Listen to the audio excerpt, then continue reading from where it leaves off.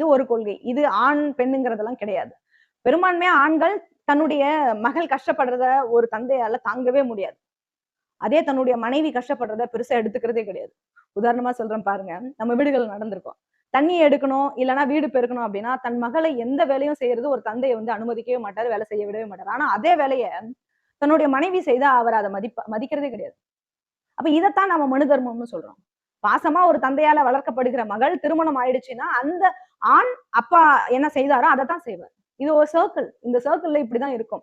ஒரு மகளா இருக்கிற வரைக்கும், ஒரு தந்தையா இருக்கிற ஒரு ஆண் அந்த பெண்ணை என் மகள்னு சொல்லி தூக்கி தலையில வச்சு கொண்டாடுறது இன்னைக்கு இருக்கு.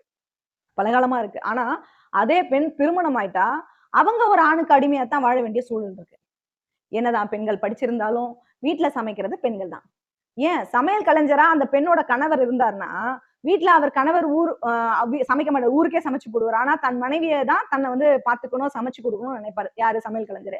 நீங்க நினைச்சுக்கலாம் நம்ம எல்லாம் கரெக்ட்டா இருக்கிறோம். ஆனா அப்படிலாம் கிடையாது. புரிய வைக்கிற பதிவா தான் அந்த வீடியோவ நான் போட்டேன்.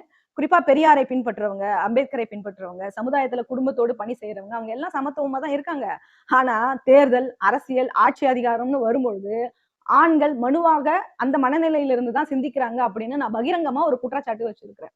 ஒருவேளை ஆண் தலைவர்கள் பெண்களுக்கு தேர்தல்ல முக்கியத்துவம் கொடுத்திருந்தா, நிறைய பெண்கள் எம்.எல்.ஏ.வாகவோ, எம்பி.யாகவோ தலித் அமைப்புகள்ல இருந்தே வந்திருப்பாங்க.